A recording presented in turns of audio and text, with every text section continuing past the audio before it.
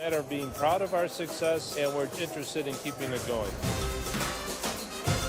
We got shooters, we got guys that can do the dirty work, we got scorers. We have a lot of brain power here, a lot of guys who know the game of basketball. I love playing for Coach K. He is so prideful about Team USA, and that trickles down to everybody in this organization. The World Championship was great. NBA Championship was even better. Playing for a gold medal is even sweeter. Team USA has been unbeatable for a full decade.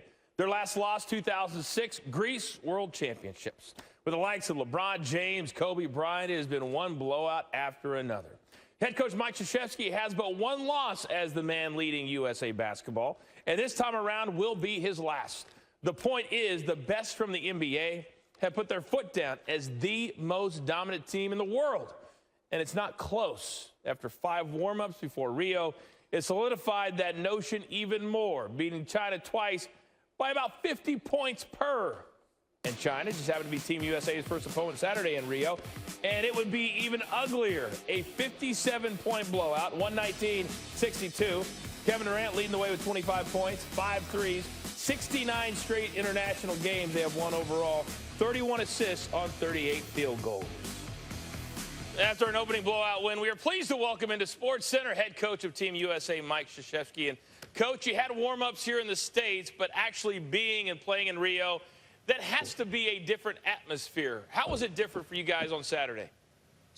Well, it's a lot different. You know, when we had opening ceremonies last night, so, you know, the guys already knew the Olympics were big, but when you're in opening ceremonies, it's really big. And then it was the first time in the Olympics for 10 of our players. For 6 of the guys, it was their first international game on foreign soil because our exhibition games were all in the United States. So probably maybe a little bit nervous, excited, but it translated into a really hard effort on the defensive end of the court.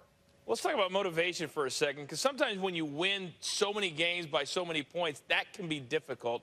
How do you think your team's mental approach has been thus far? They've been terrific. You know, they're really a together group. They want to play defense. I think they can throw themselves into the defense a little bit easier than the offense because they're accustomed to more shots and having the ball longer on the offensive end with their respective teams. But on defense, they can go all out, and they're not pacing themselves. And they understand that we're much better than the teams that we've played against. But we want to play harder than them and more together than them, and that the competition will rise. And they're going to be really good teams here that have a chance to beat us, and we want to be ready for that. You've been so incredibly successful as a head coach of Team USA, but this is going to be your final tour of duty, so to speak.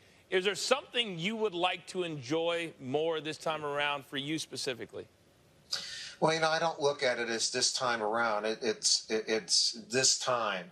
And just to put yourself in this moment and not to think about the past or the future, but to immerse yourself in this moment. And like in any of those moments with the team, I just want us to be one, to play as hard as we possibly can and to play with the respect for the game and respect for our opponents and hopefully win the gold medal. I mean, our goal is to do all 3 of those things: win the gold medal, win the respect of our country, and win the respect of the world. And we've done that in our 4 previous competitions, and we want to do it again. All right, next up for you, Monday night against Venezuela. Coach K, thank you for the time, and good luck on Monday, sir. All right, thank you very much. Well, with the cauldron lit, the glitz and glamour and Giselle of the opening ceremonies now in the rearview mirror, the Rio Olympics got down to business on Saturday, and that included the opener for the U.S. men's basketball team. Known as much for those who aren't there as it is for those who are, the U.S. roster still remains a sparkling collection of stars. And while they may not wear the Dream Team label, rest assured there's not a team in Rio that won't find them an utter nightmare. 1-20 favorites to win it all, and even at that, an attractive bet. Team USA's inevitable march to gold began with a mauling of China. Team USA actually fell behind 2-0, took them 59 seconds to score their first points, but from there, the bulldozing was on. U.S. led by 20 after 1, by 29 at the half, finished with a 119-62 victory, 25 for Durant, 17 for DeMarcus Cousins, 15 from Paul George. Yi Jianlian led China with 25. 31 of the 38 U.S. field goals were assisted on. Every player but DeAndre Jordan had at least one. The U.S. rebounding edge 52-29. Team USA star DeMarcus Cousins joins us now. 17 points, 5 rebounds in a 57-point win. It's tough to go deep dive on the win, DeMarcus. I know your defense, the team's defense, was on point. Why is that being so strongly emphasized by your team in this Olympics? I think that's the best way to get this team going, with a defensive mindset. We got a lot of talented guys. We got a lot of length, and we have a very versatile team. So, with that approach, I think we can get the game going easy for ourselves. And when you have a guy like Tibbs on your staff, it's hard to go any other route. First Olympics for you, DeMarcus. How do you describe what it's like putting on a jersey with USA on the front? It's the biggest honor, man. We're representing a lot right now. We're representing our entire country. I think we all are doing that with a lot of pride behind ourselves. And like I said, we're representing the country. Not many people can say they had the chance to do that. Yeah, you yourself, you're a kid from Mobile, Alabama, representing the United States of America. Was that a dream of yours coming up? Definitely a dream, but at the same time, I never thought I'd see the day that I'm able to do that. So extremely honored, and I'm taking full advantage of this opportunity. We watch the game on TV here, and we see Kyrie Irving throw the ball to Carmelo Anthony, and he throws the ball to Kevin Durant. You're watching that happen on the court or on the bench. What's that like? It's a lot of talented guys on this roster, so see this type of talent, sacrifice for one another, play with one another, and at the same time having fun doing it. It's a remarkable thing. So it's a good thing. You got to be a part of the opening ceremony last night. The spectacle that is, DeMarcus. What's your most vivid memory of the opening ceremony? Walking into that building and seeing thousands of people go crazy, it sends chills through your body. So that's an experience I'll never forget. DeMarcus, give me an event that you're going to see at the Olympics that you'd otherwise never even think of being at. I'm excited to see Michael Phelps. I have to find a way to get to one of his matches. I'm extremely excited to see him. Cool. Is there another athlete, be it on Team USA or another country, that you're hoping to meet? Usain Bolt. That'll be dope as well. Hopefully I can get a chance to meet him. How about for your team? Is there been any chemistry building exercise that's kind of, you play against all these guys, and I know you know all of them personally, but now all being part of a team, is there something that you guys have done as a team to help build chemistry? We're hanging together every day, all day. It's nonstop. We joke, we play around all day. It's good times nonstop. So I think that's more than enough to build chemistry. Hey, what's it like living on that boat? Gets a little claustrophobic sometimes, but other than that, it's been good.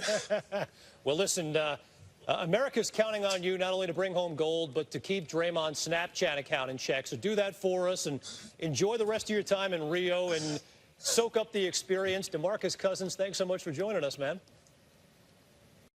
The first test drive for the U.S. men's basketball team at the Rio Olympics, and this baby is a Ferrari. 57-point win over Yi Jianlian in China. What were they playing? One of your Geo Prisms that you were driving back in the day? I think you might be right, China. With a 1962 victory for Team USA, 25 for Kevin Durant, 17 for Boogie Cousins, 15 for Paul George. USA led by 29 at the half, again a 57-point win.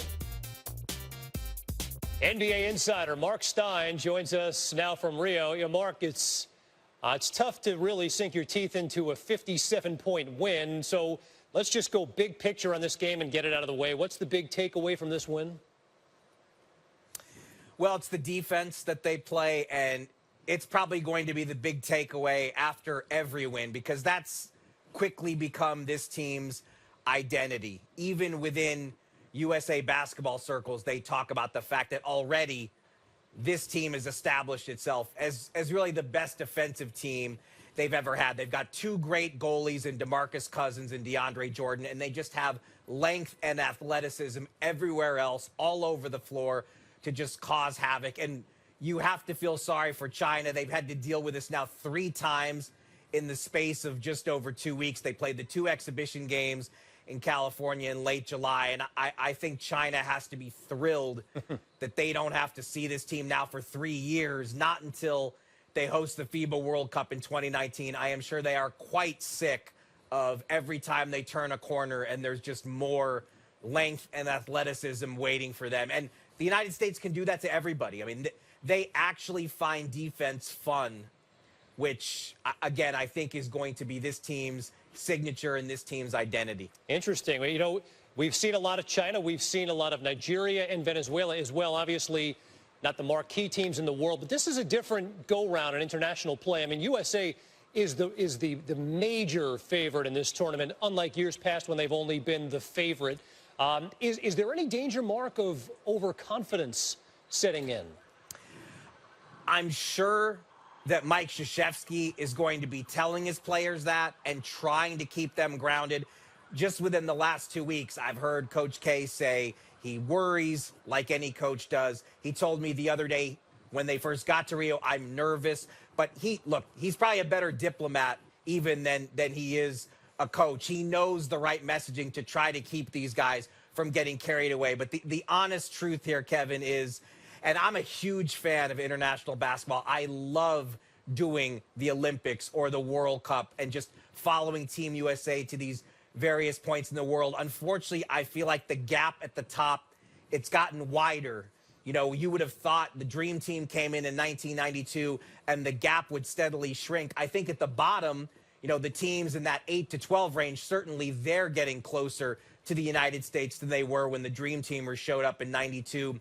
But Spain, Argentina, the hosts Brazil, these teams have all aged significantly. And France, a lot of people came into this tournament thinking France has the most athleticism, the best starting 5 to counter the United States. They got crushed today in their opener by Australia, and they look like a mess, completely disjointed. So if France, one of the presumed top 2 challengers along with Spain, can look this bad in the opener, I just don't see anyone who is going to come close to really giving the United States a scare. Just don't see it. Yeah, 2004, the loss to Argentina was stunning. It would be an utter miracle for the U.S. to lose in these games, but we shall see it play out over the next 2 weeks. Mark Stein joining us tonight on SportsCenter.